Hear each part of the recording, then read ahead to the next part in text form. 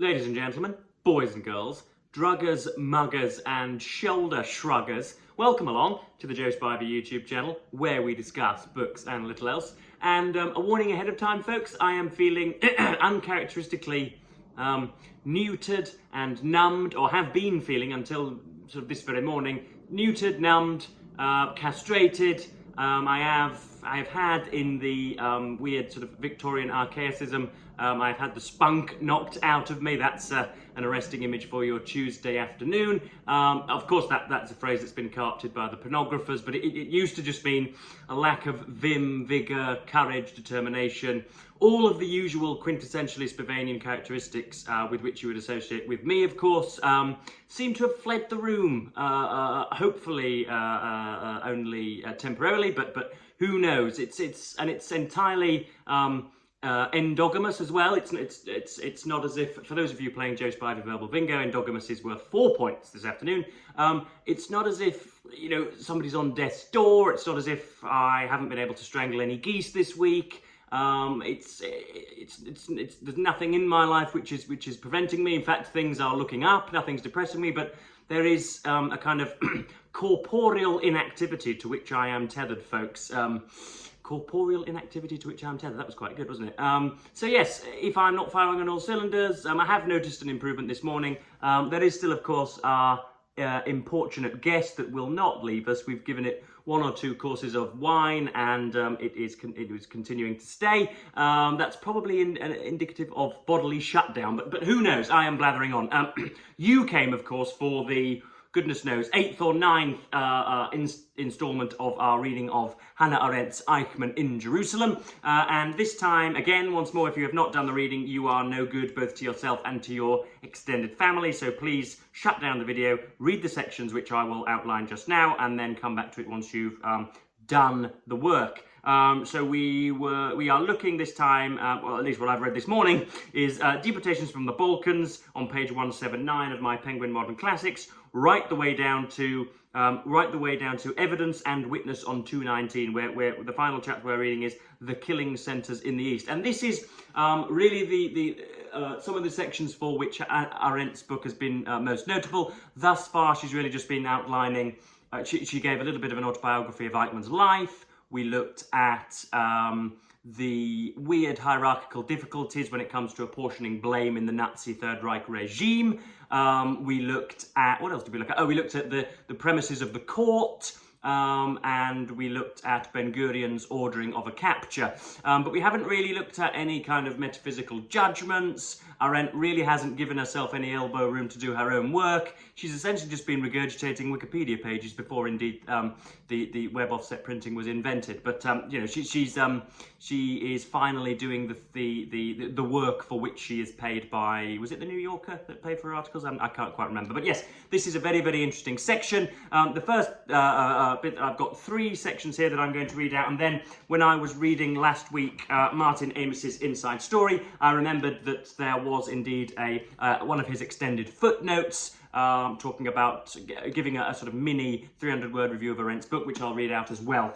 My literary ticket attendant coming up just nicely. But yes, the first bit that I'm going to read out today is going to be about what would probably be subtitled Romanian readiness. Again, we do not do the Nazis any kind of service by outlining the continental-wide ubiquity of anti-Semitism before Adolf Hitler was even born, folks. We are not detracting from or subtracting any of the venom from the Nazi project by pointing out that Romania, Czechoslovakia, most of Russia were all absolutely sworn against the Jews and were very much looking for any way of forcing emigration or deporting them before, as I say, the Third Reich was a glint in its father's eye, essentially.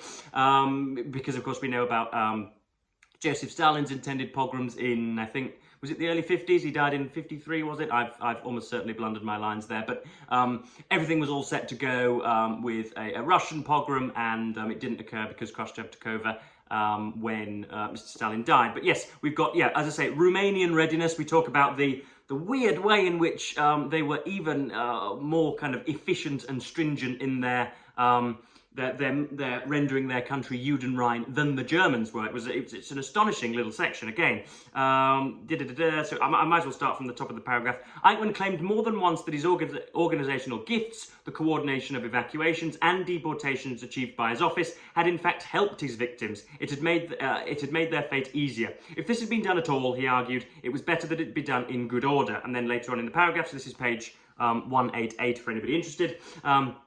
And yet, in the light of what took place in Romania, one begins to wonder. Here too, everything was topsy-turvy, but not as in Denmark, where even the men of the Gestapo began sabotaging orders from Berlin. In Romania, even the SS were taken aback and occasionally frightened by the horrors of old-fashioned, spontaneous pogroms on a gigantic scale. They often intervened to save Jews from sheer butchery so that the killing could be done in what, according to them, was a civilized way. So yeah, again, you have chameleonic anti-Semitism, which has sort of burrowed into a nice little section of society and slept silently or perhaps not so quietly in certain circumstances, but has been latent in society for very many decades, and then all of a sudden has a bandwagon on which to jump, i.e. the pogroms and liquidation of the Jews in the early 40s, and all of a sudden all of the anti-Semites come from the gutter and have themselves a field day, I think would be the phrase. So yeah, again, the extent to which many countries which were not connected with the Nazis at all were just very willing either to hand over the Jews in exchange for money or at least possession of their property, or were very willing to engage in the most direst butchery anyway. Next up we have, this is probably one of the sections that would be quoted if we were trying to criticise Miss Arendt. This is where she essentially calls, she doesn't necessarily call Adolf Eichmann a scapegoat. I think he certainly was a scapegoat for the people at Nuremberg, who were very ready to blame anybody that wasn't present at those trials, again in the early 50s, I believe. Or was it 49? I can't remember. So yeah, she outlines him as a scapegoat, but she's also merely repudiating the common canard that Eichmann was one of the three most powerful people in the Reich, that he was this master arbiter that was telling, hundreds and hundreds, obviously he was sending people to their death, but the idea that he inspired Himmler and Hitler, that he was the most rabid, frothing anti-Semite in Germany, is she just repudiating that claim? And I think she does sort of put her foot in the mud on an occasion on this long paragraph. I shall leave that for you to judge. But this starts on 208 and goes on to 209. In Israel, as in most other countries, a person appearing in court is deemed innocent until proved guilty. But in the case of Eichmann, this was an obvious fiction. If he had not been found guilty before he appeared in Jerusalem, guilty beyond any reasonable doubt, the Israelis would never have dared or even wanted to kidnap him. Prime Minister Ben-Gurion, explaining to the President of Argentina in a letter dated June the 3rd, 1960, why Israel had committed a formal violation of Argentine law, wrote that it was Eichmann who organised the mass murder of 6 million of our people on a gigantic and unprecedented scale throughout Europe. In contrast to normal arrests in ordinary criminal cases, where suspicion of guilt must be proved to be substantial and reasonable but not beyond reasonable doubt, that is the task of the ensuing trial. Eichmann's illegal arrest could be justified, and was justified in the eyes of the world, only by the fact that the outcome of the trial could be safely anticipated. And here we have the real crucial section. His role in the final solution, it now turned out, had been wildly exaggerated, partly because of his own boasting, partly because the defendants at Nuremberg and in other post-war trials had tried to exculpate themselves at his expense, and chiefly because he had been in close contact with Jewish functionaries since he was the German official who was an expert in Jewish affairs and in nothing else. So there you have, I don't think Adolf Eichmann would like that apology or would like that. I don't think he would favour that description. I don't think he would like that characterisation. But again, Arendt, is she scapegoating him there? Or is she making him a scapegoat? Is she making him a straw man? What on earth is she doing there? I have read that section multiple times, and I can't see any obvious wrongdoing, but I know that I don't like it. It doesn't sit nicely on my conscience, the idea that Arendt does seem to be lessening his potency, doesn't she? Which is not very nice considering what he did. Next up we have, this is when he becomes the predictable scapegoat, and we're talking more about what I've mentioned before, which is the hierarchical difficulty when it comes to apportioning blame. It's a well-known fact that I don't think any actual written orders from Hitler are ever recorded from Hitler. I think it was Himmler and Heydrich and Adolf Eichmann that were the ones that were sort of signing their names against destruction. And yeah, this is a section that covers that. Unless one accepted the prosecution's preposterous claim that Eichmann had been able to inspire Himmler's orders, the mere fact that Eichmann shipped Jews to Auschwitz could not possibly prove that all Jews who arrived there had been shipped by him. In view of Eichmann's strenuous denials and the utter lack of corroborative evidence, the conclusions of the judgment on this point appeared, unhappily, to constitute a case of in dubio contra reum. And if you go and look that up online, that means when there is doubt, the accused shall not be given the benefit of that doubt. So when somebody is essentially already been sort of convicted and has been brought before a trial by public opinion rather than a trial by juridical prudence or jurisprudence, then the benefit of the doubt is not given to the defendant. Which is I don't really know what that section is meant to signify. It seemed like a very prominent section to me, but Arendt really does get quite lost in the weeds here.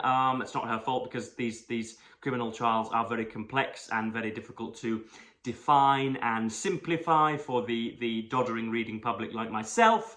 But yeah, I don't really know where we go from here, folks. The next section that we'll look at next week, I promise you, evidence and witnesses, and then judgment, appeal and execution, and then epilogue, and then postscript. So how many, I'm going to set you 8, am I going to set you 80 pages for the next week? Probably not.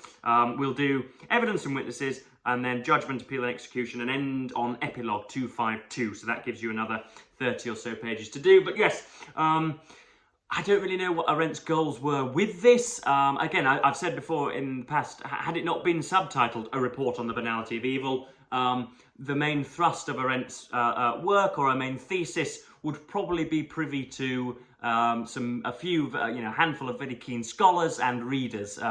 It wouldn't, she wouldn't have been so popular or publicly maligned had she not given that subtitle, because it's not obvious throughout this book that she's looking to create some kind of Nazi apologia. She's not really looking to lessen the malignancy of him. But yeah, what Martin Amis lights upon in his few comments on it is very interesting. And so yeah, I thought we would read through it. This is a huge footnote at the bottom of the page, but let's set to. Although there are many hyper-intelligent pages in Arendt's Eichmann in Jerusalem, her central conceit, the banalities of evil, has over the years been steadily debunked. Arthur Samler, the hero of the Bellow novel of 1970, Mr. Samler's Planet, played his part. This is a quotation of his speech. The idea of making the century's great crime look dull is not banal, says Samler on page 20. Politically, psychologically, the Germans had an idea of genius. The banality was only camouflage. What better way to get the curse out of murder than to make it look ordinary, boring, or trite? Do you think the Nazis didn't know what murder was? Everybody, except certain blue stockings, knows what murder is. That is very old human knowledge. And consider Eichmann's statement in 1945. I will leap into my grave laughing because the feeling that I have 5 million human beings on my conscience is for me a source of extraordinary satisfaction. Now, the film Operation Finale sort of saves Eichmann from that, because looking at it kind of purely linguistically, that is probably the most abhorrent statement that's ever been written down in the English language. But the Operation Finale film refashions that and makes makes it seem as if Eichmann was laughing at the judgment. The idea that he could be held account for 5 million people's deaths is a matter of legal laughability, I think, was that's what Operation Finale made it seem like. But he could well have just been saying that he loved the fact that he'd killed 5 million people. Yada yada yada. What is banal? What is tediously commonplace about that? I think Robert J. Lifton in The Nazi Doctors of 1986 comes very close to the truth. And bear in mind that in the course of his research, Lifton, a Jewish doctor himself, spent many hours face-to-face with 28 such Nazis. Repeatedly in this study, I described banal men performing demonic acts. In doing so, or in order to do so, the men themselves changed. And in carrying out their actions, they themselves were no longer banal. And we have to factor this in, don't we, folks? Of course, Arendt, essentially the central theme, or at least I suppose the inspiration for writing so delicately on the book, on the events, was because she was expecting some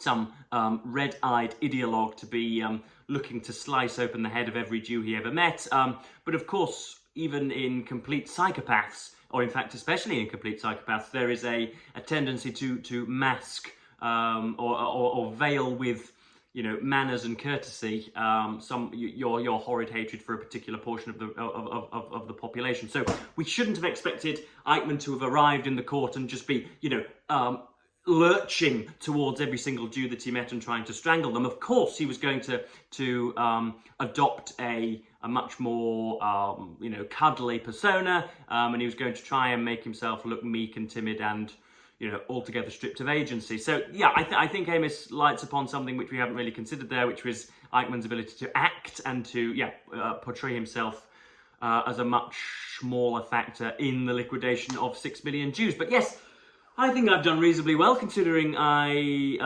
currently have the motivation of an ice road trucker for reading.